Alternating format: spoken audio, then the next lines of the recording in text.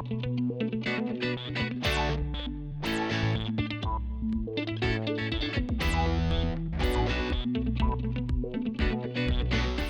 this is Wade, Product Support Manager for the Whalen Company.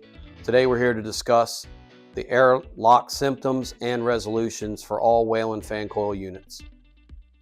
So if you run into a situation and you get a call that you have no heating or cooling coming out of a Whalen fan coil unit, you're probably going to find it's on the top floor of the riser stack.